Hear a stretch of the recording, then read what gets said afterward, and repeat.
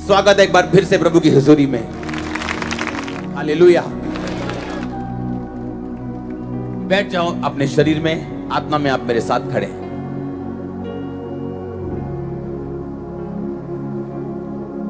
उठाओ अपने हाथों को, जो मैं सुनूं सो गुना फल लेके आऊं।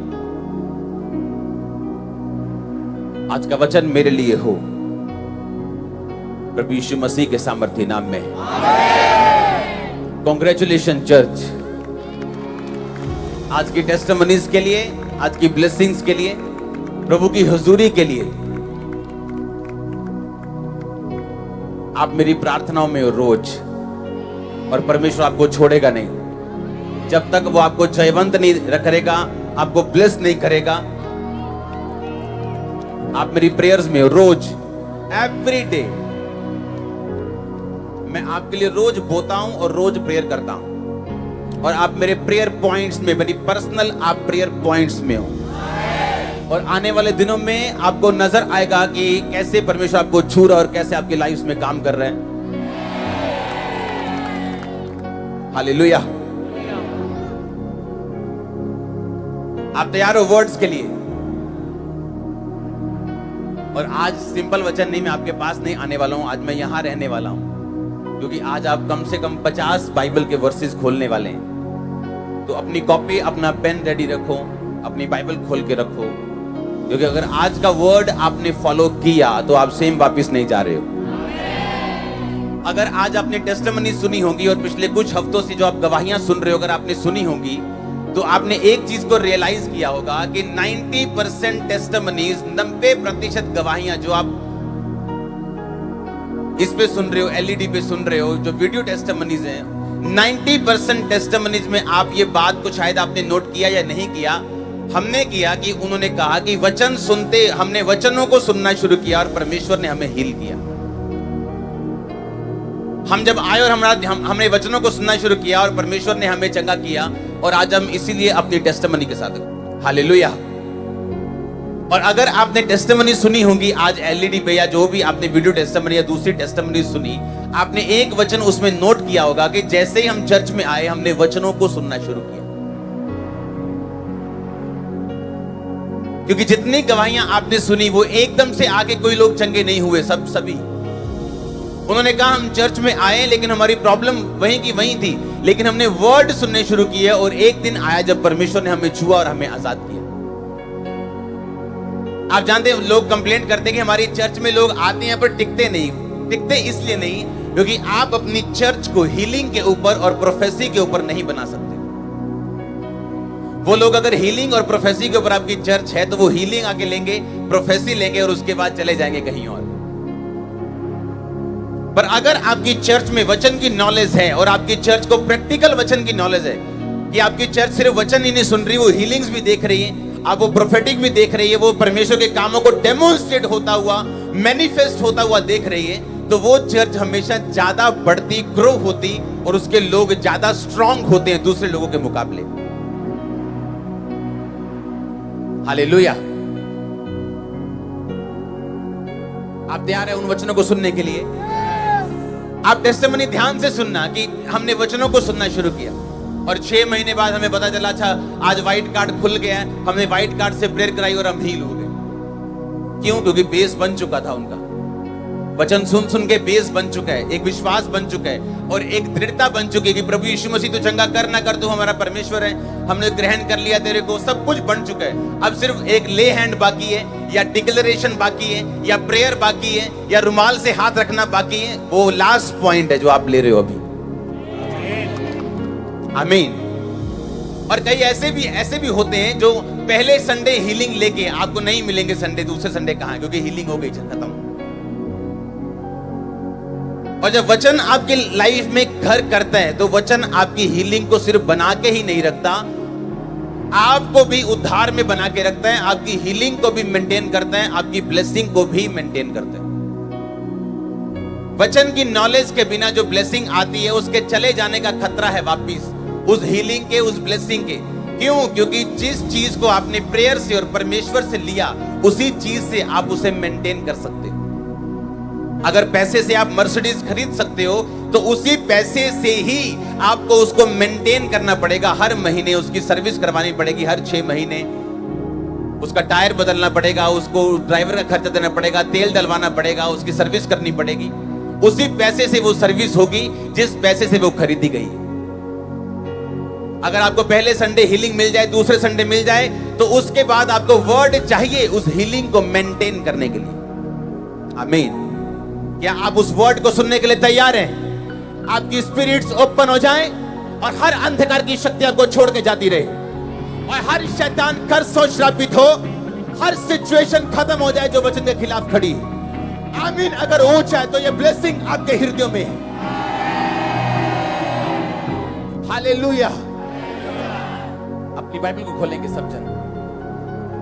आप एक कॉपी एक पेन अपने साथ रखेंगे और उस वचन की हेडिंग लिखेंगे, इनडिस्ट्रक्टेबल क्रिश्चियन। मतलब नाश ना होने वाला मसीही। मैं आपको वचन बताता जाऊंगा, आपने उसे लिखते जाना ताकि जब मैं नीचे आऊं आपने वो सब कुछ लिखा हो।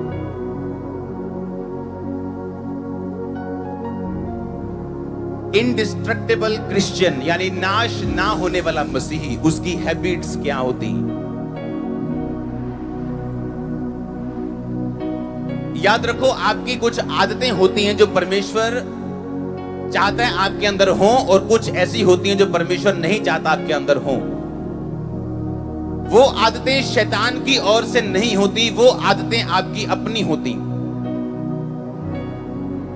बाइबल कहती यहूदा इस्करियोती के अंदर एक आदत थी चोरी करने की, और वो चोरी करता था। और एक दिन ऐसा आया कि बिना शैतान के वो चोरी करता था। शैतान उसके अंदर नहीं था, तभी भी वो चोरी करता था। बाइबल बताती शैतान तब उसके अंदर गया जब यीशु मसीह ने रोटी का टुकड़ा डुबो के उसे दिया। हाँ के ना? तो एक गंदी आदत ने उसके अंदर शैतान को एंटर करने की जगह दी। वो आदत थी यहूदा की चोरी करना। आमीन। आपके अंदर आज मैं आपको ऐसे पॉइंट्स दूंगा, अगर आपके अंदर वो नहीं है तो आप नाश होने वाले क्रिश्चियन नहीं होंगे, आप सफल क्रिश्चियन होंगे। और आमीन ऊंचा तो आशीष आज आपकी है। पहला पत्रस 1 उसकी 23 आयत, जो पहली क्वालिटी आपके अंदर होनी चाहिए अगर आप नाश नहीं होना चाहते हो, या गुमना नहीं चाहते हो, या मसीह में आके गायब नहीं होना चाहते हो, जो पहली आदत आपके अंदर एक क्रिश्चियन व्यक्ति के अंदर होनी चाहिए, वो पहला पत्रस उसकी पहली पत्री उसकी 1 की 23 आयत को मैं पढ़ूंगा। उसमें लिखा, क्योंकि तुमने नाशवान नहीं अविनाशी बीज से परमेश्वर के जीवते और सदा ठहरने वाले वचन के द्वारा नया जन्म पाया है। पहला जो क्वालिटी आपके अंदर होनी चाहिए वो ये होनी चाहिए। इसमें लिखा, तुमने अब नाशवान नहीं परंतु अविनाशी बीज से। नाशवान बीज वो होता है जिसके द्वारा आप अपने माता के गर्भ में गए। आपके पिता का सीड, आपके पिता का स्पर्म जो आपकी माता के गर्भ में गया और आप जन्मे, वो नाशवान स्पर्म है, वो नाशवान बीज है। वो नाशवान बीज ऐसा आप जिएंगे और मरेंगे, पर बाइबल कहती अविनाशी बीज से तुम्हारा जन्म हुआ, सदा ठहरने वाले वचन के द्वारा तुमने नवा जन्म पाया। जब आपका जन्म वचन के द्वारा होगा, आप अविनाशी होंगे, आप नाश नहीं होंगे और सदा ठहरे रहेंगे, क्योंकि बाइबल कहती है कि वचन सदा ठहरने वाला वचन है। ध्यान से सुनना, आपके बाप ने आपको पैदा किया, एक दिन आप मरेंगे, हाँ या ना? क्योंकि आप नाशवान बीज से पैदा हुए हो। पर बाइबल कहती है अगर तुम अविनाशी बीज से यानी सदा ठहरने वाले वचन के द्वारा पैदा हुए हो तो तुम नाश नहीं होंगे। ना तो इस पृथ्वी पर तुम नाश होंगे, ना तुम दुखों में जाओगे, ना झमेलों में पड़ोगे। नाश होने का मतलब होता है एक बंदे का बिजनेस है, अच्छा चल रहा है, एक दिन कोई घटना हुई, दुर्घटना हुई, सब कुछ खत्म हो गया, उसके बाद बंदा मर गया, उसकी वाइफ मर गई, बच्चे मर गए, सब कुछ खत्म हो गया। एक एक्सीडेंट हुआ, पूरा परिवार खत्म हो गया। परमेश्वर कहता है ऐसा नाश तुम्हारी जिंदगी में कभी नहीं होगा, और धरती पर ही अकेला नाश नहीं, मैं तुम्हें आकाश पर भी, स्वर्ग पर भी नाश नहीं होने दूंगा। मैं तुम्हें यहां भी जीवन दूंगा और ऊपर भी जीवन दूंगा।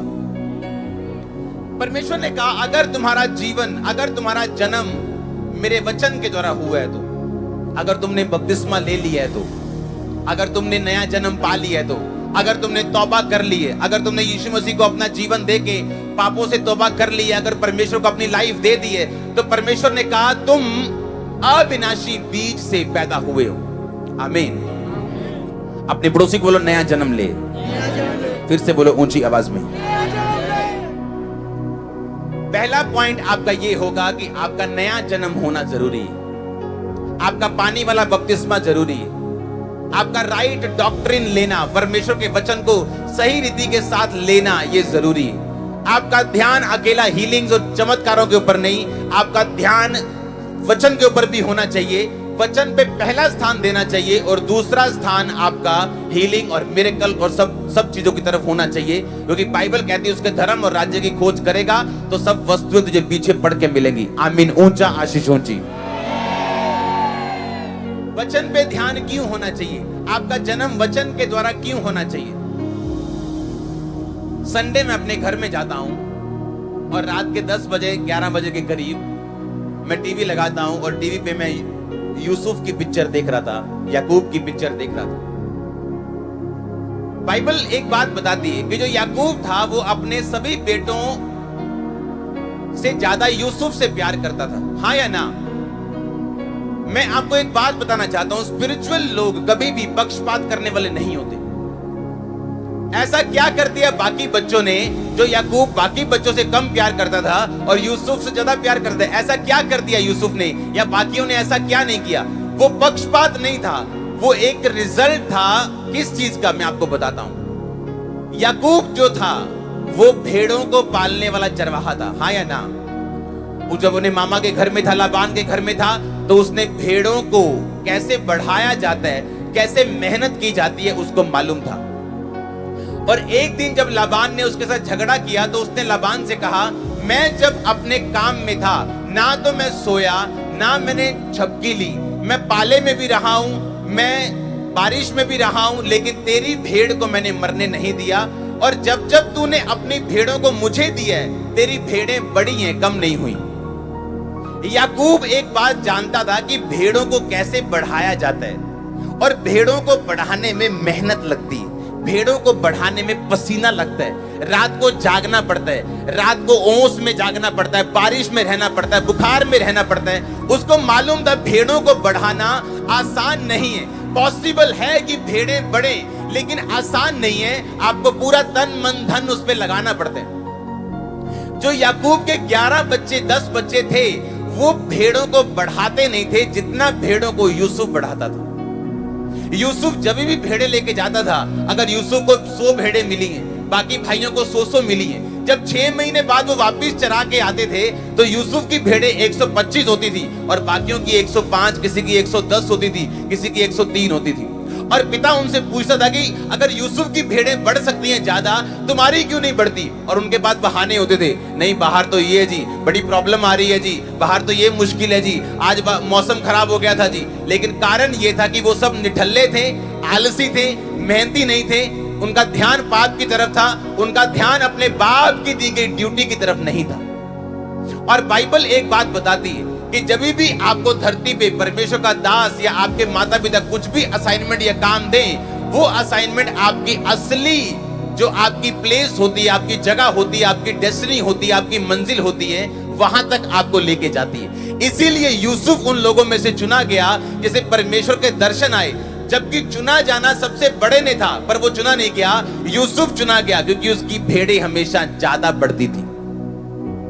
सक्सेसफुल लोग, स्पिरिचुअल लोग वही स्पिरिचुअल हैं असली के, जिनकी लाइफ में ग्रोथ है, जिनकी लाइफ में रिजल्ट है।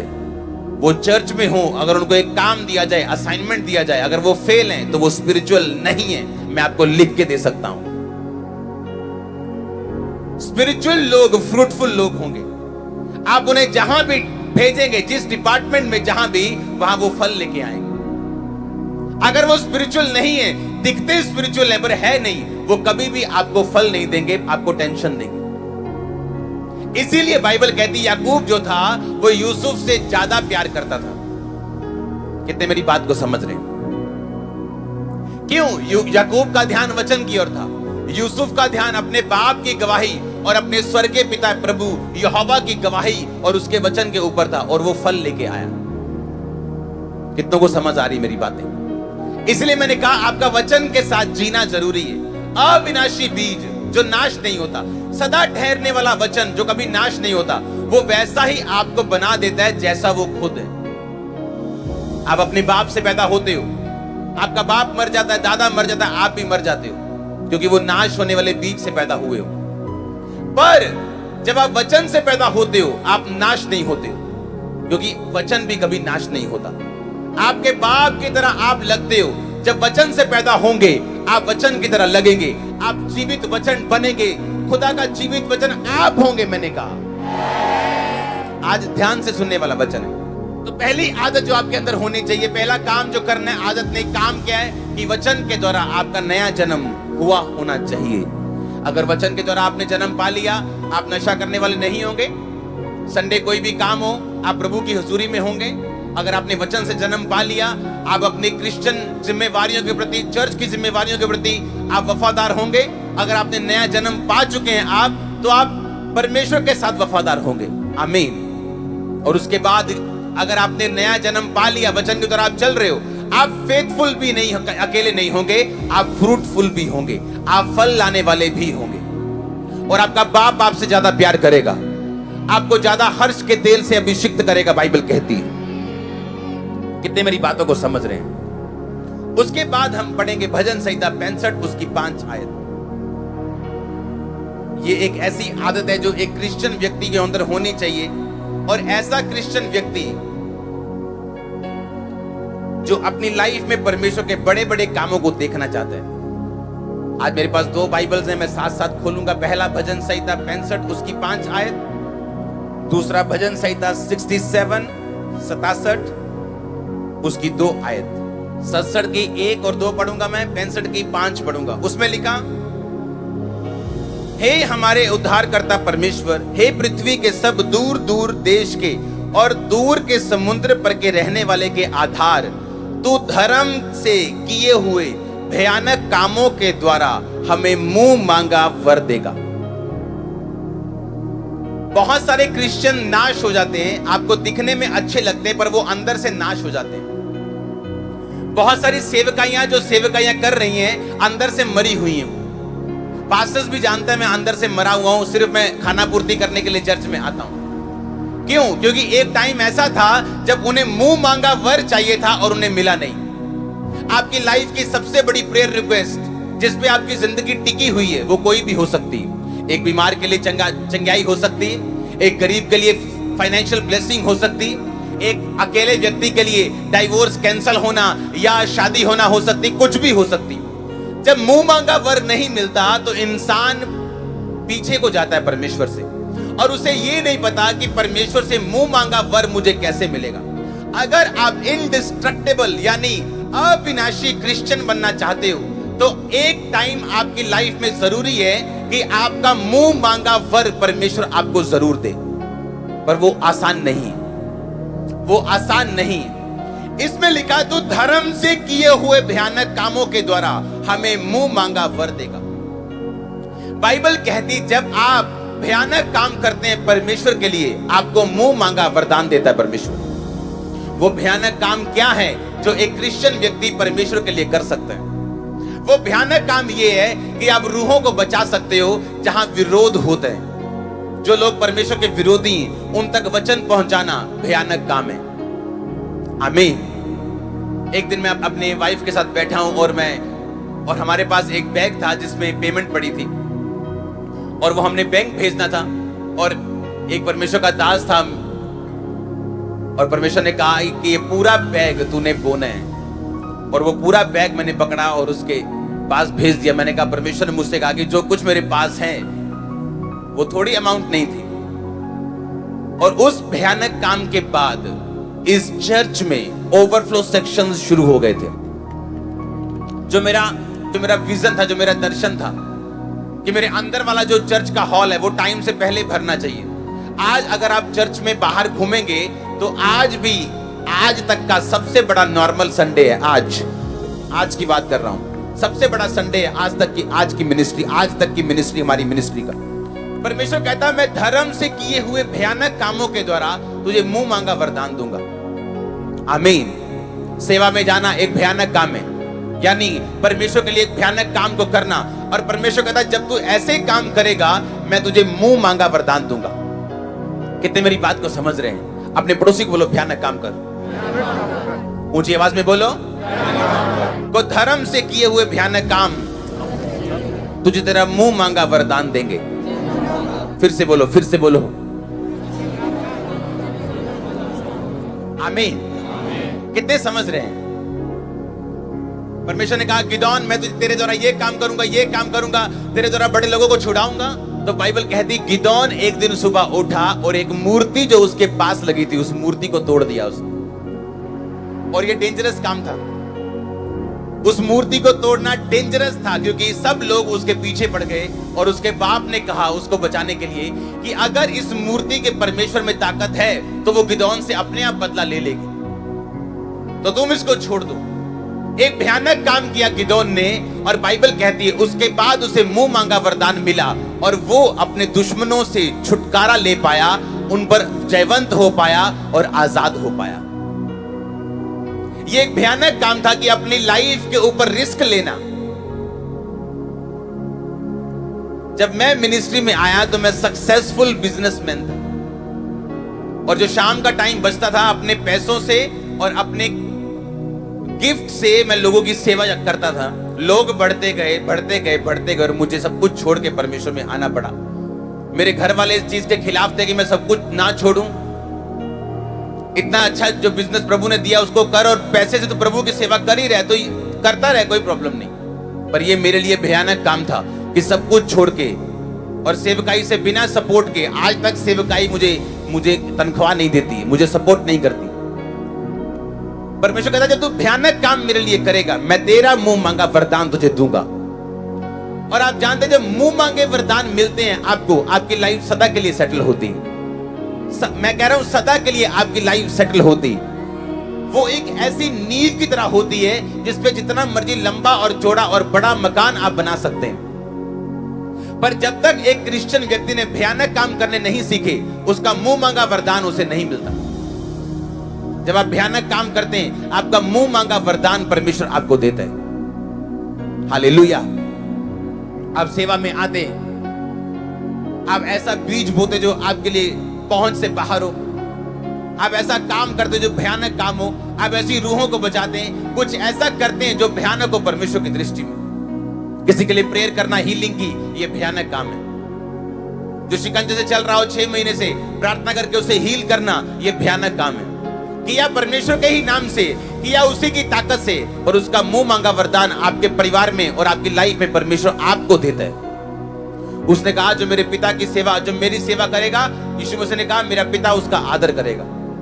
अगर तुम मेरी सेवा करेगा वो व्यर्थ नहीं जाएगी, अगर तुम मेहनत करेगा वो व्यर्थ नहीं जाएगी, अगर तुम मेरी सेवा करेगा मेरा पिता तेरा आदर करेगा। जोर से बोलो हालेलुया, जोर से जोर से जोर से हालेलुया। अपने पड़ोसी को बोलो भयानक काम कर और फ्रूटफुल बन, क्योंकि आत्मिक लोग फ्रूटफुल हैं, जो आत्मिक नहीं वो फलदार नहीं। आमीन।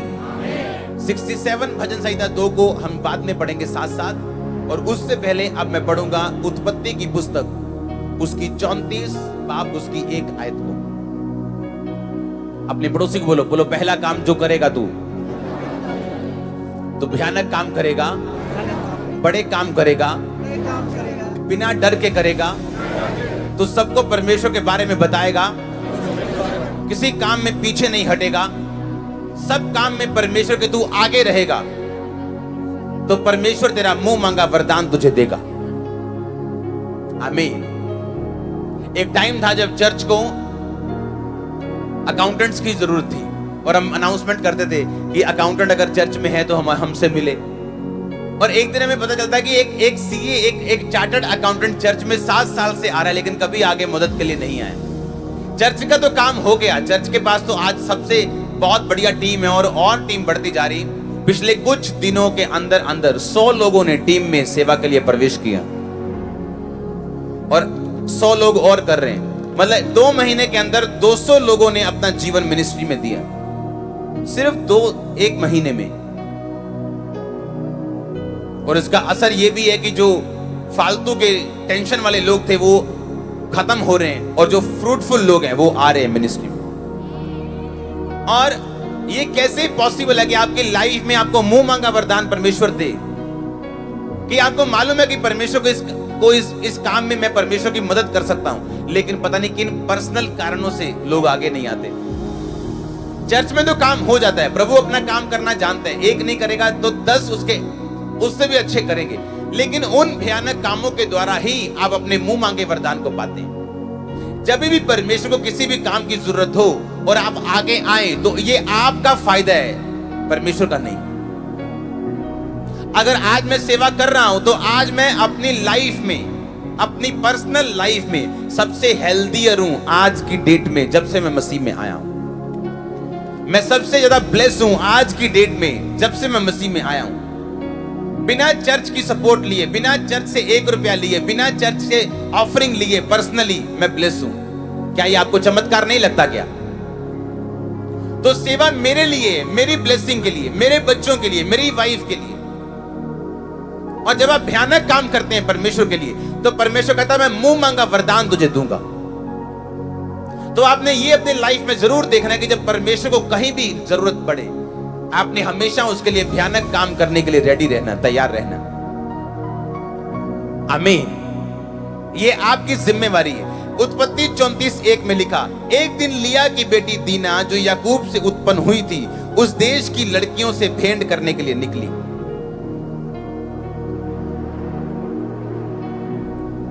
तब उस देश के प्रधान हित्ती हमोर के पुत्र शकेम ने उसे देखा, उसे ले जाकर उसके साथ कुकर्म करके उसे भ्रष्ट कर डाला। आपको अब ऐसा लगेगा कि याकूब की बेटी के साथ रेप हो गया, ये बड़ा गलत हो गया, हाँ, पर आपने देखा नहीं क्यों हुआ ये। लिया की बेटी दीना याकूब से जो पैदा हुई थी, उस देश की लड़कियों से भेंट करने को निकली। किस देश की लड़कियों से? अविश्वासी देश की लड़कियों से। अविश्वासी देश जो विश्वास में नहीं था, उन लड़कियों से भेंट करने को निकली। क्यों? दिल कर रहा था नई नई सहेलियां बनाऊं, नई नई बातें करूं, नई नई जवान हुई हूं, अलग अलग चलो मीठी मीठी खट्टी खट्टी बातें करते हैं, अच्छा लगता है, खेलते हैं, नई नई सहेलियों से मिलेंगे, नई नई बातें सुनेंगे, नया नया कल्चर देखेंगे, नए नए घूमेंगे फिरेंगे, ऐश करेंगे, है ना, और क्या। और बाइबल कहती वहां उसके साथ रेप हुआ। उस देश के प्रधान ने, यानी उस देश के, आप कह सकते हो प्रधानमंत्री या राष्ट्रपति, या उस देश के राजा ने, उस देश का जो प्रधान था, उसके बेटे ने उसको देखा और उसके साथ कुकर्म किया। अगर आपकी संगति अविश्वासियों के साथ है तो आप कभी भी अविनाशी क्रिश्चियन नहीं बन सकते। आपके आसपास कैसे लोग होने चाहिए आपकी जिंदगी को बनाते या बिगाड़ते? आपकी लाइफ के आसपास बाइबल कहती, पौलुस ने कहा, कहता अगर मैं तुम्हें यह कहूं कि तुम इस जगत में व्यभिचारियों, शराबियों, गलत काम करने वालों की संगति छोड़ दो, तो तुम्हें जगत से जाना पड़ेगा, क्योंकि ऐसा कोई जगत ही नहीं है जहां ये लोग नहीं। पर कहता मैं वो संगति की बात नहीं कर रहा हूं कि उनसे हेलो करना छोड़ दो, उनको बोलना छोड़ दो, उनको बुलाना छोड़ दो। कहता उनकी संगति मत करो। वो ताश खेल रहे हैं और तुम दारू नहीं पीते हो, तुम क्रिश्चियन हो, तुम उनके बीच में ताश कैसे खेल सकते हो? तुम उनके बीच में जाके कैसे 2-2 घंटे बैठ सकते हो? तुम कैसे उनके साथ काम कर सकते हो? कैसे उनके साथ भागम भगाई कर सकते हो? कहता तुम्हारा उनके साथ कोई नाता नहीं, मसीह का बलियाल के साथ कोई नाता नहीं, अंधकार की ज्योति के साथ कोई नाता नहीं, अविश्वासी का विश्वासी से कोई नाता नहीं, उनके साथ आसमान जुए में मत जुतो। बाइबल कहती तुम्हारा अविश्वासी दोस्त हो सकता है, तुम उसे हेलो कर सकते हो, फोन पे बात कर सकते हो, उसको यीशु मसीह के बारे में बता सकते हो, पर उसकी किसी आदत को तुम लेना शुरू कर दोगे अगर तुम ज्यादा उसकी संगति में रहना शुरू कर दोगे तो। चाहे आप जितने मर्जी अच्छे क्रिश्चियन, अच्छी चर्च में जाते हैं, अगर आपकी संगति सही नहीं है तो आप अविनाशी क्रिश्चियन नहीं बन सकते। आप ऐसे क्रिश्चियन नहीं बन सकते जिसको नाश नहीं किया जा सकता। हालेलुया। अपने पड़ोसी को बोलो, चूज फ्रेंड्स वाइजली। बोल, अपने दोस्त बड़ी बुद्धिमती के साथ, बुद्धिमानी के साथ चुनना। एक सलाह मैं आपको देना चाहता हूं, ध्यान से सुनना। अगर आपके दोस्त अच्छे नहीं, आपकी लाइफ कभी अच्छी नहीं हो सकती।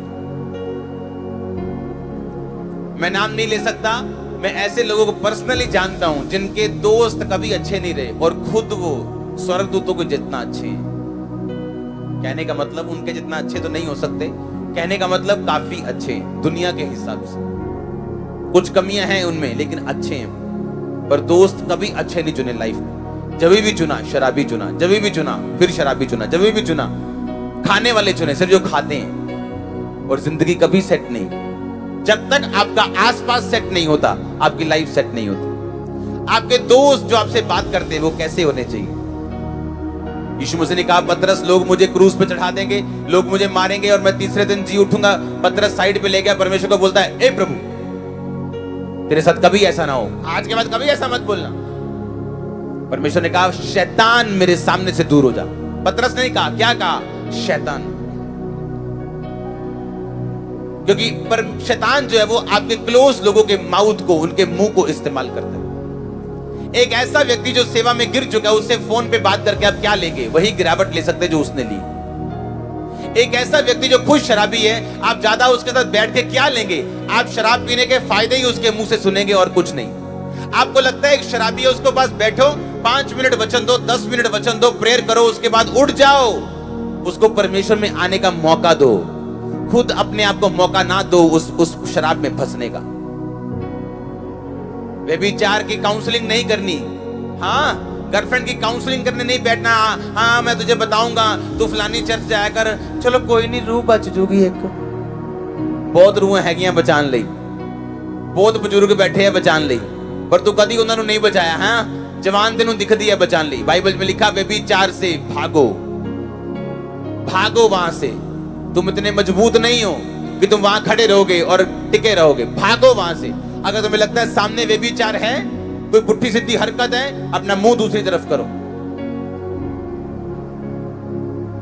अपने पड़ोसी को बोलो, अपने फ्रेंड्स ध्यान से चुन।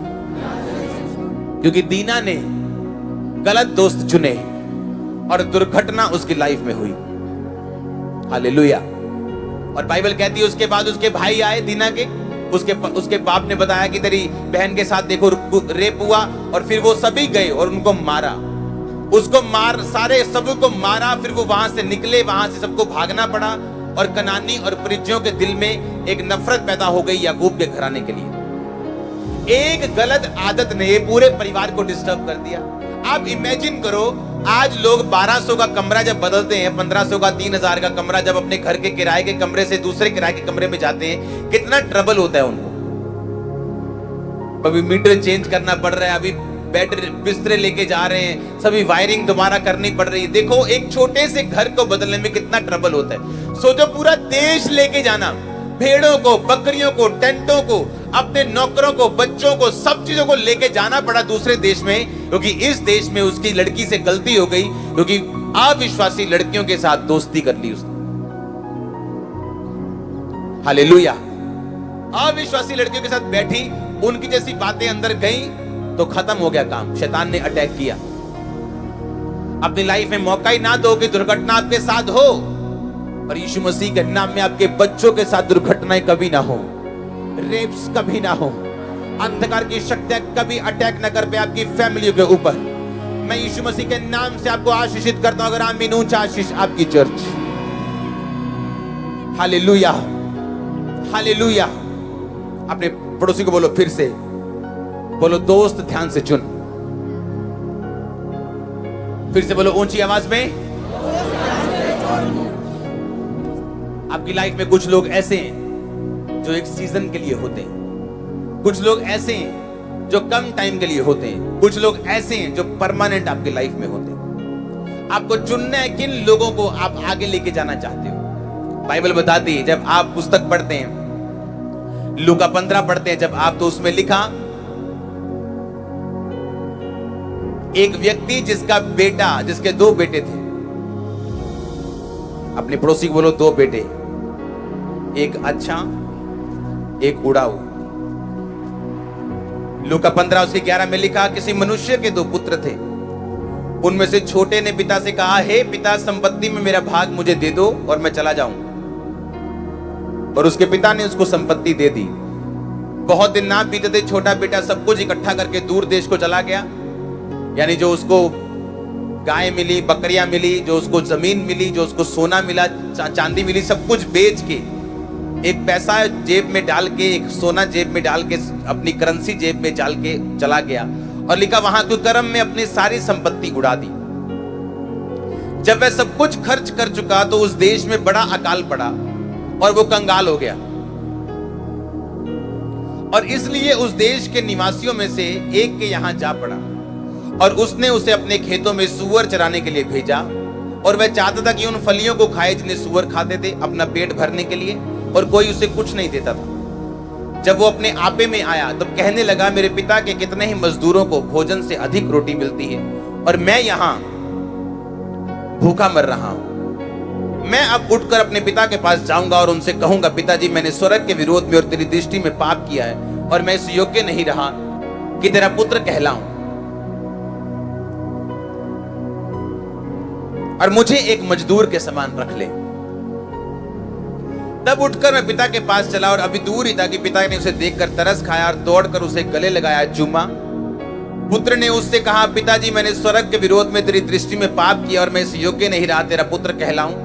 परंतु पिता ने अपने दासों से कहा, झट से अच्छा वस्त्र निकाल कर पहनाओ, उसके हाथ में अंगूठी, पांव में जूतियां पहनाओ और पाला हुआ पशु लाकर मारो, हम खाएं और आनंद मनाएं, क्योंकि मेरा पुत्र मर गया था, जो फिर जी गया है, खो गया था, मिल गया है। वो आनंद करने लगे। उसका जेठा बेटा खेत में था। जब वो आया और उसने गाने बजाने, नाचने का शब्द सुना और अपने दास को बुलाकर पूछा, ये क्या हो रहा है? उसने कहा, तेरा भाई वापिस आ गया है, तेरे पिता ने पला हुआ पशु कटवाया है और उसे, क्योंकि उसे भला चंगा पाया है। ये सुनकर वो क्रोध से भर गया और भीतर जाना ना चाहा। तो उसके पिता को उसने कहा, उस बच्चे ने, बड़े बेटे ने, देख, मैं इतने वर्ष से तेरी सेवा कर रहा हूं और कभी भी तेरी आज्ञा नहीं टाली, तो भी तूने एक भी बकरी का बच्चा मुझे ना दिया कि मैं अपने मित्रों के साथ आनंद करूं। परंतु जब तेरा ये पुत्र, जिसने तेरी संपत्ति वेश्याओं में उड़ा दी, आया है, तो तूने पशु कटवाया। उस पिता ने कहा, पुत्र, तू सदा सर्वदा मेरे साथ है और जो कुछ मेरा है वो तेरा है। परंतु अब आनंद करना और मगन होना, क्योंकि तेरा भाई मर गया था, फिर जी गया है, खो गया था, अब मिल गया है। सुनो ध्यान से। हमने सबने सुना होगा कि ये उड़ाऊ पुत्र को उसके बाप ने वापिस लिया, पर आपने एक बात कभी ध्यान से नहीं देखी, उस बाप ने दोबारा उस उड़ाऊ पुत्र को कभी भी अलमारी तक जाने नहीं दिया। उसने कहा, तू यहीं रह, और लिखा, अपने नौकर को बोला कि तू जा और अलमारी से अच्छा वस्त्र निकाल के ला, अंगूठी लेके आ और जूती लेके आ, पर तू उस अलमारी में अब जाने के योग्य नहीं है। तू उन जूतियों को खुद निकालने के योग्य नहीं है। मैं तुझे रख तो लूंगा, पर तू मेरी प्रॉपर्टी का वारिस नहीं। इसलिए उसने बड़े बेटे से कहा, जो कुछ अब मेरा है वो सब कुछ तेरा है, क्योंकि तू मेरे साथ रहा। तेरा भाई इतना ही तू खुश रह बस, और मैं भी खुश हूं कि वो मर गया था, अब जी गया है। हाँ, वो खो गया था, अब मिल गया है। अब तेरा भाई तेरी प्रॉपर्टी के साथ तेरा वारिस तो नहीं है। अब तेरा भाई डायरेक्ट अलमारी तक जाके कपड़े तो नहीं चुन सकता, पर अब तेरे भाई को ये मौका मिला है कि ये फिर से एक नौकरों की तरह जिएगा, अपनी प्रॉपर्टी को खुद अर्न करेगा, खुद कमाएगा और खुद खड़ा होगा, पर मेरी और तेरी प्रॉपर्टी में इसका कोई भी हिस्सा नहीं होगा। जो लोग आपको लाइफ में एक बार धोखा दें, दोबारा उनको सेम पोजीशन कभी मत देना। नेवर। ये बिब्लिकल नहीं, नेवर। उनको अर्न करने देना, उनको कमाने देना, अब अपनी पोजीशन जो उन्होंने छोड़ी। कितने मेरी बात को समझ रहे हैं? आप माफ कर सकते हो, पर माफ करने का मतलब ये नहीं कि आप भूल गए हो, आपने मेमोरी को खत्म कर दिया। माफ करने का मतलब आपने माफ कर दिया और फिर से प्लेटफॉर्म दिया, एक जगह फिर से दी कि तू फिर से अब मेहनत करेगा और अपनी पोजीशन वापस अपनी मेहनत से लेगा। उसी पोजीशन को दोबारा देना उस व्यक्ति की लाइफ में ये नॉन बिब्लिकल है, बाइबल कहती है। इसलिए मैंने कहा आप अपने फ्रेंड्स वाइजली चुनेंगे, अपने लोग वाइजली चुनेंगे। एक बार धोखा खाना ये आपकी इंसानियत है, दूसरी बार धोखा खाना ये आपकी मूर्खता है। क्या कहा मैंने? क्या कहा मैंने? एक बार धोखा खाना आपकी क्या है? दूसरी बार धोखा खाना आपकी क्या है? मूर्खता। हमें एक बार धोखा खाना आपकी इंसानियत है। आप अच्छे हो दिल के, आपको धोखा मिला। दूसरी बार धोखा खाना आपकी क्या है? मूर्खता। अगर आपके दोस्त अच्छे नहीं, आपके आसपास के लोग अच्छे नहीं, आपको चेंज करना पड़ेगा सिस्टम, ताकि आप फ्रूटफुल ठहरे, आप शांति से रह सकें। आमीन। ऊंचा आशीष ऊंची। हालेलुया। मैंने पूरी स्टोरी इसलिए आपको बैठ के पढ़ाई है। आज मैं 2 बाइबल लेके आया हूं। उसने कहा जो कुछ मेरा है वो तेरा है बड़े बेटे, जो कुछ मेरा है वो तेरा है। पर अब तेरा छोटा भाई आया, मैंने इसको अंदर तो नहीं जाने दिया, डायरेक्ट अलमारी तक एक्सेस तो नहीं दिया, इसको सीधा जूते पहनने की आज्ञा तो नहीं दी, नौकरों को बोला कि इसको पहना दो, पर ये डायरेक्ट तो अंदर नहीं जा सकता जब तक ये खुद अपनी कमाई से अपने खड़े होके जो इसने गवाया, जो पोजीशन, जब तक ये खुद अर्न नहीं कर लेता। हालेलुया। कितने इस बात को समझ रहे हैं? अपने पड़ोसी को बोलो फिर से, अन्य जातियों से दोस्ती मत कर और गलत लोगों से दोस्ती मत कर और धोखा देने वालों से दोस्ती मत कर। ऊंची आवाज से बोलो आमीन। आपका आमीन ऊंचा, आपकी आशीष ऊंची। चर्च, आप तैयार हैं इन आदतों को अपनाने के लिए? तैयार है कि नहीं? इन आदतों को अपनाने के लिए तैयार है कि नहीं? आपको आपके अंदर कुछ जा रहा है आज के नहीं? हाँ, आपको समझ आ रही है कि नहीं? लाइफ जीनी कैसे आपको समझ आ रही है कि नहीं? करना क्या आपको समझ आ रही है कि नहीं? आमीन। इसलिए बाइबल कहती है याकूब जो था वो यूसुफ से ज्यादा प्यार करता। क्यों? आप उससे करोगे ज्यादा प्यार जो आपको फल देगा।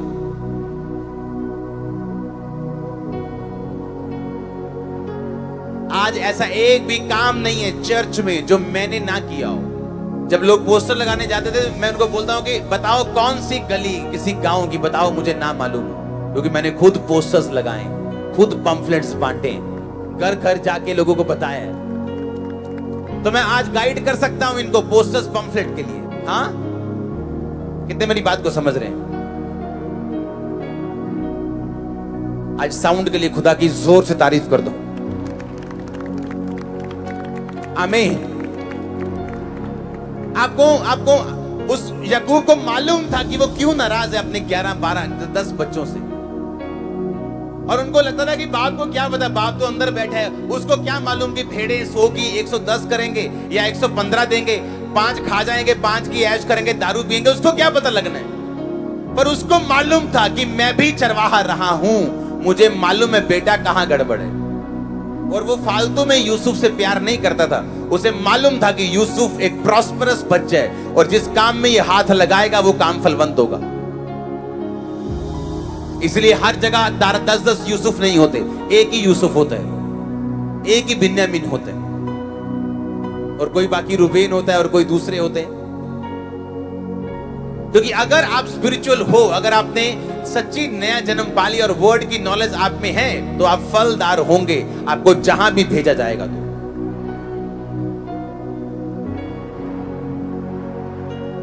हालेलुया।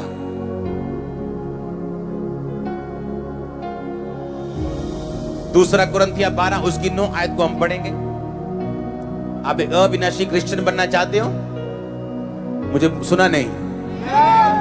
अगर आप क्रिश्चियन हो तो परीक्षाएं आएंगी आपकी लाइफ में। मैंने कहा अगर आप क्रिश्चियन हो तो क्या होगा? परीक्षाएं आएंगी आपकी लाइफ में, ये पक्की बात है। बिना परीक्षा के आप नहीं चल सकते।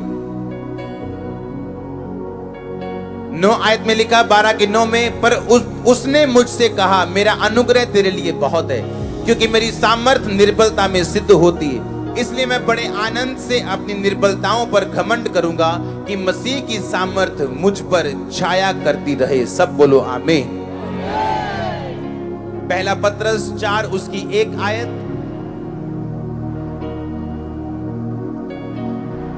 क्यों परीक्षाएं आपकी लाइफ में आती है, परमेश्वर बताएगा अभी इसमें। इसलिए कि जबकि मसीह ने शरीर में होकर दुख उठाया, तो तुम भी उसी मनसा को हथियार के समान धारण करो, क्योंकि जिसने शरीर में दुख उठाया वो पाप से छूट गया। इसी पत्रस की 5 बाब की 10 आयत को मैं पढ़ता हूं। अब परमेश्वर जो सारे अनुग्रह का दाता है, तुम्हें मसीह में अपनी अनंत महिमा से इसके साथ जिसने बुलाया है, तुम्हें थोड़ी देर तक दुख उठाने के बाद आप ही सिद्ध, सिथर और बलवंत करेगा। सब बोलो आमीन। आपको मैंने 3 वचन दिए। दूसरा कुरिन्थियों 12 उसकी 9 आयत, पहला पत्रस 4 उसकी 1 आयत, पहला पत्रस 5 उसकी 10 आयत, जिसमें स्पेशल लिखा हुआ कि मैं अपनी निर्बलताओं पर घमंड करूंगा। आपने सुना वचन मैंने क्या कहा? क्या करूंगा मैं? अगर कोई मुझे सता रहा है तो मैं इस चीज पे क्या करूंगा? घमंड करूंगा। अगर कोई मेरे खिलाफ है तो इस चीज के लिए मैं क्या करूंगा? कहता है जब जब मैं निर्बल होता हूं तब तब मैं बलवंत होता हूं। एक अविनाशी क्रिश्चियन जब तक निर्बलता को सहन नहीं करता वो कभी भी सामर्थ्य नहीं पाता। कहता है जब जब मैं निर्बल होता हूं तब तब मैं बलवंत होता हूं। आप अविनाशी क्रिश्चियन होना चाहते हैं, अविनाशी पास्टर बनना चाहते हैं, तो कहता अपनी निर्बलताओं पर क्या करना? घमंड करना। आज मैं अपनी बाइबल रीडिंग की वजह से यहां नहीं खड़ा हूं। आज मैं इसलिए खड़ा हूं क्योंकि 2004, 5, 6, 7, 8, 9, 10 मैं अपनी बीमारियों की वजह से दुखी रहा हूं, और ये मेरे घमंड का आज कारण है। वो मसा जो तब उसकी नींव डल गई थी अंदर, उसकी वजह से मैं आज यहां खड़ा हूं। अब तो मैं बिल्डिंग को सजा रहा हूं, अब तो मैं अच्छे अच्छे बेड लगा रहा हूं, अच्छे अच्छे सोफे लगा रहा हूं, अच्छा इंटीरियर कर रहा हूं, अच्छी लाइटिंग कर रहा हूं, लेकिन जो स्ट्रक्चर था वो तब बना था। अब तो मेरा दिल करे तो मैं एक और मंजिल डाल लूं, दिल करे एक और डाल लूं, क्योंकि जो नींव बनी थी वो तब बनी थी। व्यवस्था विवरण 8 उसकी 2 आयत में लिखा, कहता परमेश्वर तेरा यहोवा तुझे जंगल के मार्ग में ले आया ताकि वो तुझे नम्र बनाए और तेरी परीक्षा करके जान ले कि तेरे मन में क्या क्या है। आप एक क्रिश्चियन व्यक्ति को तब नहीं जान सकते हो जब उसकी लाइफ में चंगाई की गवाही आ चुकी, बरकत की टेस्टिमनी है, हीलिंग की टेस्टिमनी, कैंसर से हील हो गया। आप उसके दिल को नहीं जान सकते, पर दो उसे बीमारी, दो उसे परीक्षा, करो उसका विरोध, करो उसको तंग, और जब तब मुंह से जो निकलेगा तब मालूम होगा तुम असली हो कि नकली हो। कहता जब जब मैं निर्बल होता हूं तब तब मैं बलवंत होता हूं। आज कोई निर्बल हो तो ये दुखी होने की बात जान पड़ती है लोगों में। जब आज उनको परीक्षा का सामना करना पड़े तो ये उनको दुखी होने की बात लगती। जब आज कोई घटना गलत उनके लाइफ में हो जाए तो ये उनको दुखी होने का कारण जान पड़ता है। बाइबल कहती दुखी नहीं होना, घमंड करना उस परीक्षा के ऊपर, क्योंकि वो तुम्हें बलवंत करने के लिए। क्योंकि जब जब तुम निर्बल होगे तब तब तुम बलवंत होगे। कहता जिसने शरीर में दुख उठाया वो पाप से छूट गया। मिनिस्ट्री में पवित्रताई में खड़े रहना ये मुश्किल बात है, मैं आपको सच कह रहा हूं। अगर मेरे शुरुआती दिनों में परमेश्वर मुझे बीमारियों में ना रखता, मैं पवित्रताई में कभी ना रह पाता। उसने कहा जिसने शरीर में दुख उठाया वो पाप से छूट गया। कुछ लोगों को परमेश्वर फाइनेंशियली ब्लेस नहीं कर रहा आज, कारण वो नहीं, कारण उनका पाप नहीं, कारण उनकी कमी नहीं, कारण टाइम है ब्रदर्स। जब टाइम आएगा, सुनो कि प्रभु को मालूम होगा कि 10 मिलियन, अब ये जो लाख मैं तुझे दे रहा हूं, तुझे शराब की ओर नहीं लेके जाएंगे, आएंगे उसी दिन आएंगे। आमीन। सब लोग मांगते हमारी मिनिस्ट्री में ब्लेसिंग क्यों नहीं, हमारी मिनिस्ट्री में पैसा क्यों नहीं। जिस दिन हैंडल करना आ जाएगा पैसा, जिस दिन वो पैसा तुम्हें पाप की ओर नहीं लेके जाएगा, तुम्हारी मिनिस्ट्री में भी आ जाएगा। मुझे पोस्टर टीम मिली 6 साल, 8 साल, 10 साल पहले। मैंने कहा कितने का पोस्टर लेके आए हो? कहते 4.5 रुपए का। मैंने कहा महंगा है, तुम फलानी फलानी दुकान पे जाओ और अलग कागज लो और अलग से पोस्टर बनाओ। आ गए दोबारा, बंदा मिल गया जी, अब 2.5 रुपए का छपेगा। मैंने कहा छपाओ। महीने बाद मैंने कहा कितने का है? 2.5 का। मैंने कहा महंगा है। अब तुम फलानी प्रिंटिंग प्रेस में जाओ, अपना कागज खरीदो, अपनी छपाई कराओ, बीच में कोई बिचौलिया नहीं रखना। वापिस आए, कितने का आ गया? 1.5 रुपए का। अब छापो। सुनो, फिर बुलाया, कितने का है? 1.5 का। महंगा है। अब दिल्ली से कागज लेके आओ, छपाओ, कितने का हो गया? 1.25 रुपए का।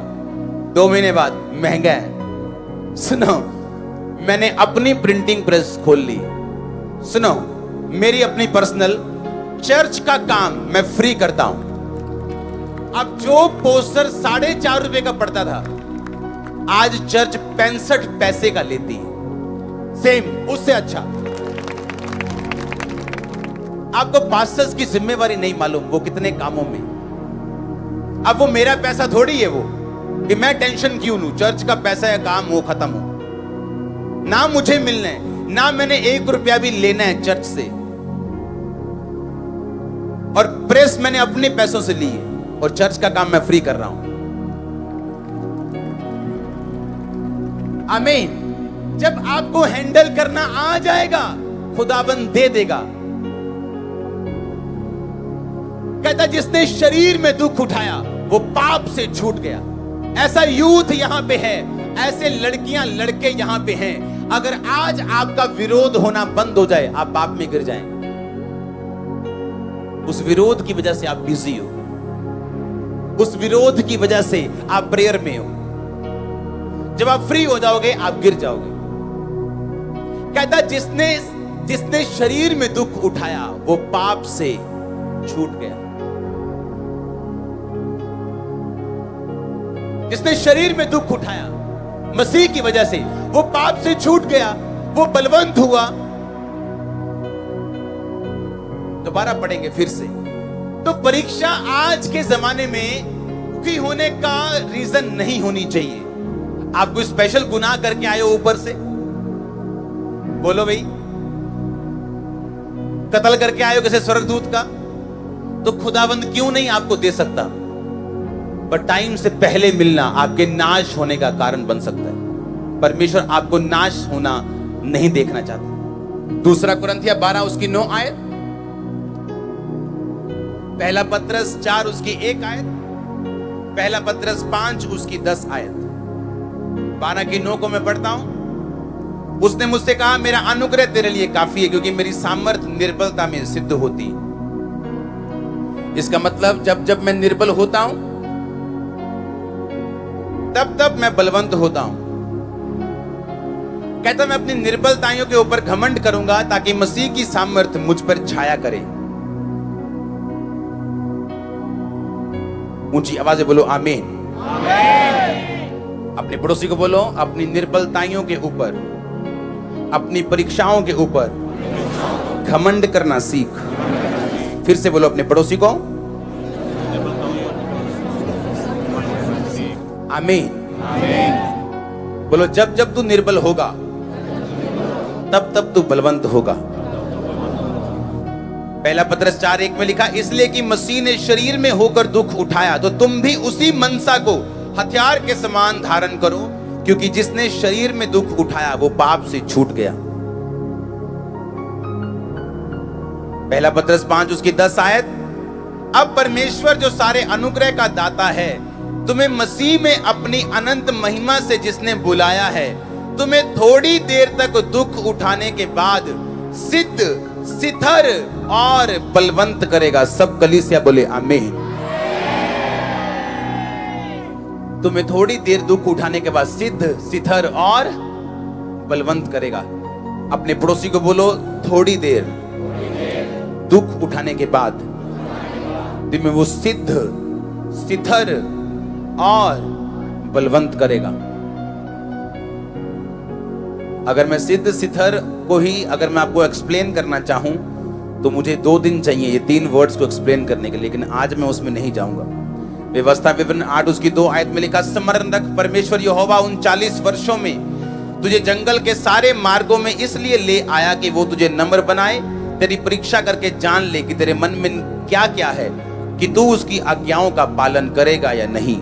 उसने तुझको नम्र बनाया, भूखा भी होने दिया, फिर वह मन्ना जिसे तू और तेरे पुरखा जानते थे तुझको खिलाया, इसलिए कि वह तुझको सिखाए कि मनुष्य केवल रोटी से नहीं जीवित रहता, परंतु उस वचन से जो यहोवा के मुंह से निकलते हैं जीवित रहता है। सब बोलो आमीन।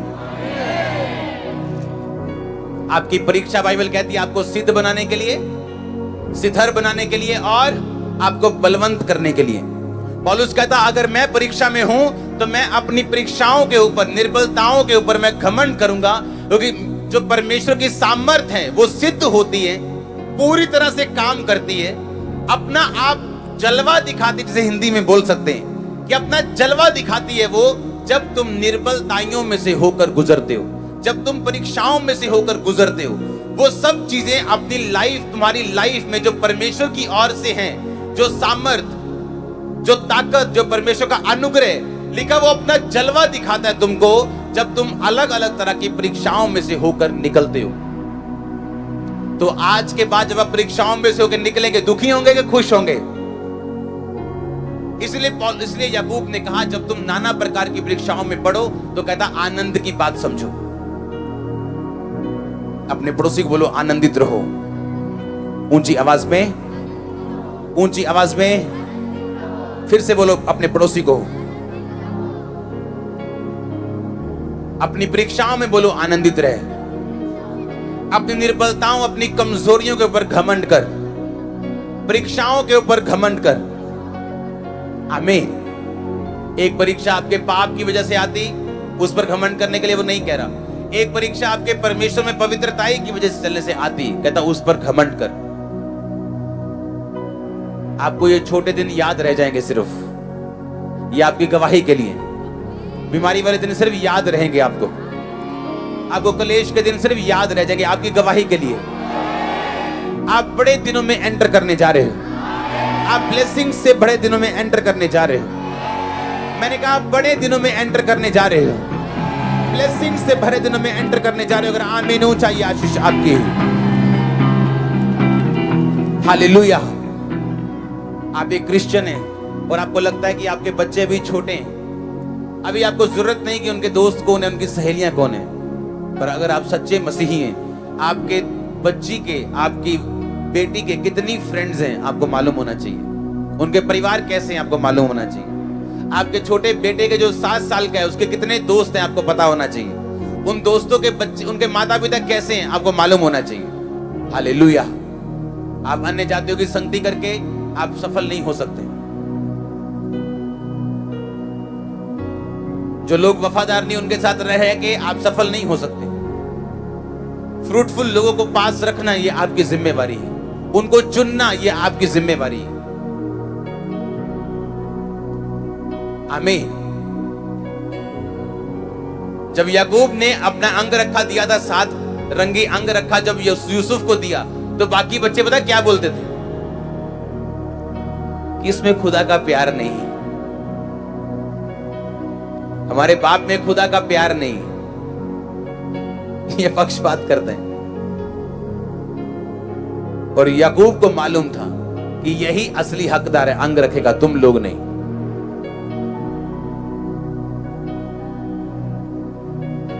हालेलुया। आपने लिखा अपनी कॉपीज के ऊपर, आपको भयानक काम करने लिखा कि नहीं लिखा? बैड हैबिट्स अंदर नहीं रखनी जिस तरह यहूदा के अंदर थी, क्योंकि वो बैड हैबिट्स की वजह से शैतान ने एंटर किया और सब कुछ खत्म हो गया। हाँ या ना? कितने मेरी बात को समझ रहे हैं? जब परमेश्वर आपको एक स्थान देता है, एक चर्च देता है, आप जानते बाइबल क्या कहती? मैं आपको फिर से पढ़ाता हूं। आज अपनी बाइबल को, अपने पेन को खोल के ही रखना बस। हम पढ़ेंगे फिर से, व्यवस्था विवरण फिर से पढ़ेंगे दोबारा, पर अब उसकी 12 को पढ़ेंगे, 12 बाब को, 5 और 6 आयत।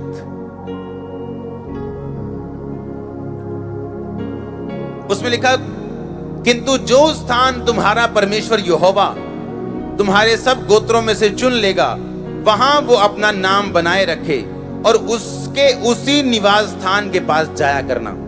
वहां तुम अपने होम बलि, मेल बलि, दशमांश, उठाई हुई भेंटें, मन्नत की वस्तुएं, स्वेच्छा बलि, गाय बैलों, भेड़ बकरियों के पहलोठे ले जाया करना।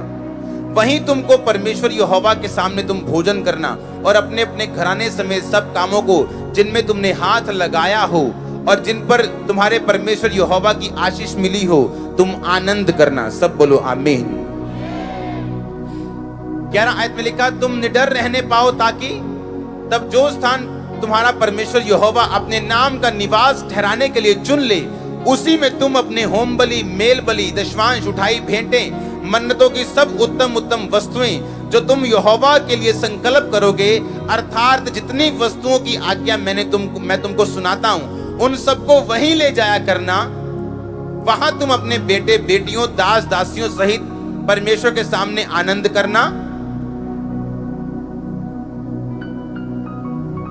और सावधान रहना कि तू अपने होम बलियों को हर एक स्थान में जो देखने में आए ना चढ़ाना, परंतु उसी स्थान में जो यहोवा चुन ले, उसी स्थान में उन होम बलियों को चढ़ाना। परमेश्वर कहता, मैं एक स्थान चुन लूंगा और तुम उस स्थान में जाना। पौलुस कहता, एक कलीसिया इसलिए ज्यादा आशीषित थी क्योंकि उसने मेरे मिशनरी वर्क में मेरा साथ दिया। जब एक विश्वासी को परमेश्वर आशीषित करता है, वो उसको एक विजन देके आशीषित करता है। उसको पर्सनली वो नहीं चाहता पर्सनली ब्लेस करना, पर जब वो विश्वासी उसके दर्शन में एक मन हो जाता है, जो दर्शन रूहें बचाने का हो, जो दर्शन एक चर्च के ऊपर हो, तो बाइबल बताती है उस दर्शन के कारण परमेश्वर विश्वासियों को भी आशीषित करता है और उन्हें आनंदित रहने की शक्ति देता है। उसने कहा, अपनी होम बलियों को जहां मर्जी मत चढ़ाना, जो स्थान परमेश्वर का चुना हुआ होगा उसी स्थान पर चढ़ाना। आप जानते हैं पतरस 47 साल का था जब परमेश्वर ने उसे चुना। उसका भाई आंद्रियास 49 साल का था, 49 इयर्स, और प्रभु यीशु मसीह उस समय 30 साल के थे। एक 30 साल के यंग लड़के ने, एक यंग बंदे ने 49 साल के डिसाइपल की अगुवाई की थी। जब परमेश्वर एक स्थान चुनता है, एक मैन ऑफ गॉड चुनता है, वो ना तो उम्र देख के चुनता है, ना तो वो एक्सपीरियंस देख के चुनता है। जब एक स्थान चुनता है, ना तो वो मशहूरी देख के चुनता है। जब खामरा में चर्च ओपन हुई थी तो लोगों ने बोला, पास्टर्स ने बोला, अरे कहां चर्च ओपन कर रहे हो? एक भी क्रिश्चियन, 2 क्रिश्चियन नहीं है खामरा में।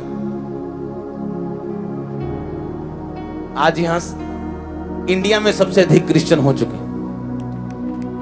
जिस गांव में 2 क्रिश्चियन, 4 क्रिश्चियन नहीं होते थे, 4 फैमिलीज नहीं थी क्रिश्चियन, कोई एक यहां पे एक वहां पे। परमेश्वर ने कहा, जो स्थान मैं चुनूंगा अपनी भेंटें वहीं लेके जाना। हर स्थान पे अपनी भेंटें मत देना।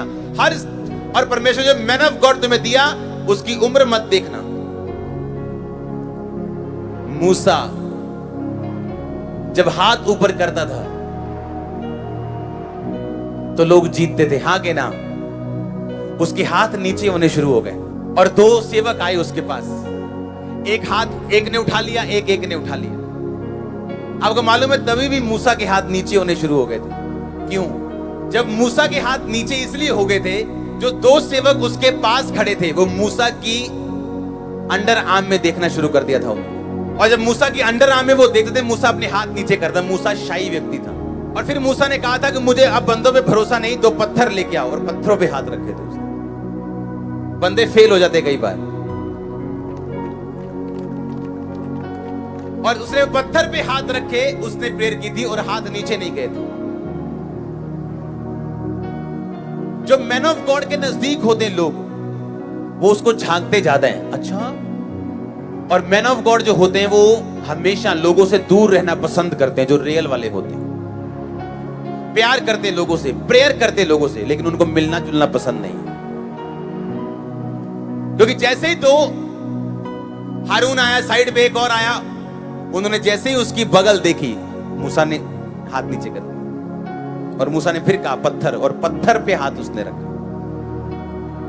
समटाइम इंस्ट्रूमेंट्स जो हैं वो बेटर हैं बंदों से, टेक्नोलॉजी बेटर है, लोगों से। आज सबसे बड़ी चर्चें जो बन रही हैं वो असिस्टेंट पास्टर्स के बेस पे नहीं बन रही, टेक्नोलॉजी यूज हो रही। यहां बैठे हो टेक्नोलॉजी से सुन रहे हो, पीछे सुन रहे हो, गुरदासपुर में हजारों बैठेंगे इसी टेक्नोलॉजी से सुनेंगे। ये गहरी बातें हैं।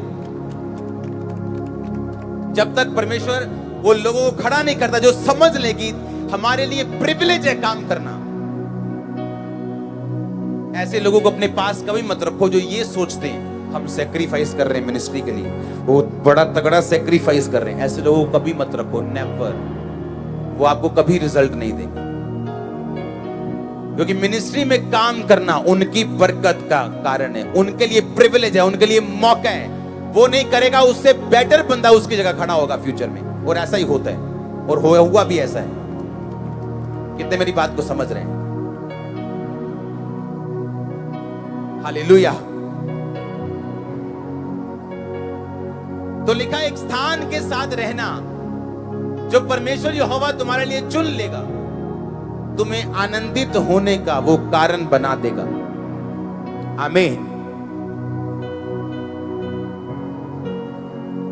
तो ये बाइबल की स्टडी, गहरी स्टडी बताती है। इसी 12:19 में लिखा, और सावधान रहना कि जब तक तू भूमि पर जीवित रहे तब तक लेवियों को ना छोड़ना। हालेलुया। लेवी वो लोग होते जो परमेश्वर की सेवा करते थे उस टाइम। कहता सावधान रहना, जब तक तू भूमि पे जीवित रहे उनको मत छोड़ना। अपने पड़ोसी को बोलो वचन से जन्म ले। आमीन। आज आपकी हीलिंग हो जाए, डिलीवरेंस हो जाए वचन के दौरान, प्रेयर के दौरान, और आपने बैप्टिज्म नहीं लिया, प्रभु के साथ नाता नहीं है, संबंध नहीं है, परमेश्वर को ग्रहण नहीं किया, तो वो चंगाई जाने का डर है, वो बरकत जाने का डर है। लेकिन अगर अविनाशी बीज से जन्म ले लिया, वो सदा ठहरी रहेगी। गंदी आदत आपकी लाइफ में ना होना, उसको शुरुआत में खत्म करना। यहूदा के अंदर गंदी आदत थी चोरी करना। छोटी छोटी चोरी करने के चक्कर में यीशु मसीह को बेच बैठा, शैतान एंटर कर गया उसमें। अविश्वासियों के साथ कोई लिंक ना रखना। दीना के घर में मुसीबत आई, पूरे घर को देश छोड़ना पड़ा, उसके साथ रेप हुआ। रीजन ये था कि अविश्वासियों के साथ उसकी संगति ये परमेश्वर को पसंद नहीं थी। परमेश्वर गंदे काम नहीं होने देता हमारी लाइफ में, पर अगर हम अपने बाप से दूर चले जाएं, जहां हम उसकी सुरक्षा से दूर हैं, तो बाप कुछ नहीं कर सकता। अगर आप उसके कहने में नहीं, तो शैतान उन गंदे कामों को करने पाता है अगर आप बाप से दूर हैं। तो अपनी लाइफ में फ्रूटफुल होना, फलदार होना, क्योंकि अगर आप रियल स्पिरिचुअल हैं, आप मल्टीप्लाई करेंगे अपने बिजनेस को, अपनी चर्च को, अपने काम को, अगर आप असली फलदार व्यक्ति हैं। सब बोलो आमीन। अपनी लीडरशिप पे भरोसा रखना, अपनी चर्च के ऊपर हमेशा अपने भेंटों को लेके आना, ताकि आप सदा आनंदित रहें। और अपने मैन ऑफ गॉड के ऊपर फेथ करना, उसकी उम्र को ना देखते हुए बल्कि परमेश्वर के चुनाव को देखते हुए, ये आपको ब्लेस करता है। सब बोलो आमीन। अपने फ्रेंड्स को ध्यान से चुनना, अपने दोस्तों को, अपने आसपास के लोगों को ध्यान से चुनना।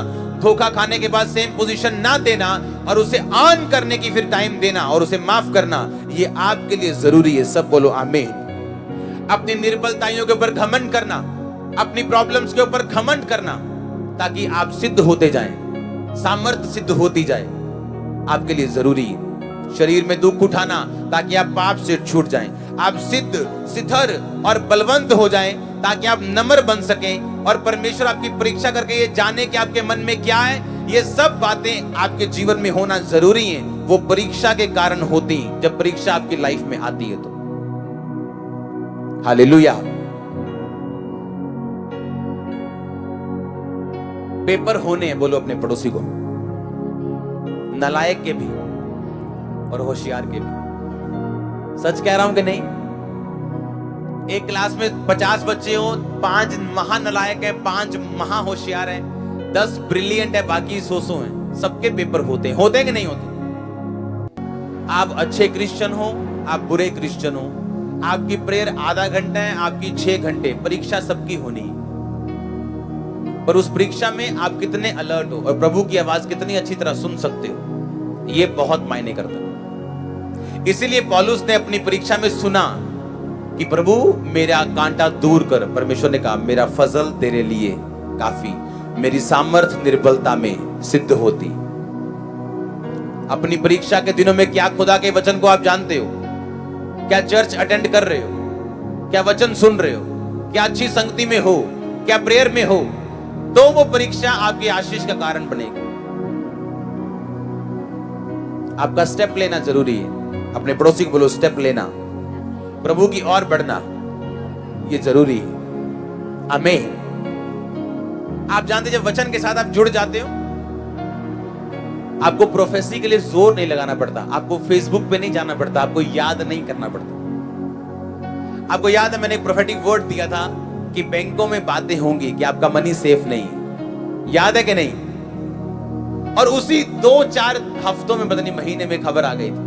उसके बाद कभी खबर आई नहीं। क्या आपको हैरानी नहीं होती? और वो प्रोफेसियां ऐसी नहीं जो मैंने बैठ के 4 घंटे प्रार्थना करके ली हूं। जो माई बुक ऑफ प्रोफेसी आप पढ़ते हो, जब मैं बाइबल पढ़ने बैठता हूं, अगर कल मैं बाइबल पढ़ने बैठा हूं तो मैंने 15 अध्याय पढ़े हैं बाइबल के अलग अलग जगह से, और उन 15 अध्यायों में आपके लिए वचन अलग था, माई बुक ऑफ प्रोफेसी के लिए वचन अलग था जो परमेश्वर ने दिया, मेरी पर्सनल लाइफ के लिए अलग था, मेरी वाइफ के लिए अलग था, मेरे लिए अलग था। और जब इतना वचन के साथ आप जुड़ जाते हो तो प्रोफेसी प्रभु से लेना आपके लिए बड़ी बात नहीं होती, हीलिंग करना बड़ी बात नहीं होती। कितने मेरी बात को समझ रहे हैं? और जब आज मैं बाइबल पढ़ता हूं तो मुझे 10 चीजें अपने पास रखनी पड़ती, 3 तरह की कॉपीज, 2 तरह के मोबाइल साथ रखने पड़ते हैं, क्योंकि इतनी जल्दी वो भेद निकलते हैं और आते हैं, वो मेरे पेपर्स भर जाते हैं और ऐसे लगता है होली स्पिरिट मेरे पास बैठा कान में बोल रहा है कि लिखता जा बस, और मैं बताता जाऊंगा तेरे को। हालेलुया। ये जो बातें आप सुन रहे हो ये गूगल से ली गई बातें नहीं, ये प्रभु ने बताई बातें जो आप सुन रहे हो। आमीन। आपकी निर्बलताओं पर आप घमंड करेंगे, आज से घमंड करेंगे अगर आप एक गरीब घर में पैदा हुए हो, क्योंकि आपको अब मालूम होगा क्यों यीशु मसीह ने चुना आपको। आप घमंड करोगे आप बीमारी में परमेश्वर के पास आए हो। आमीन।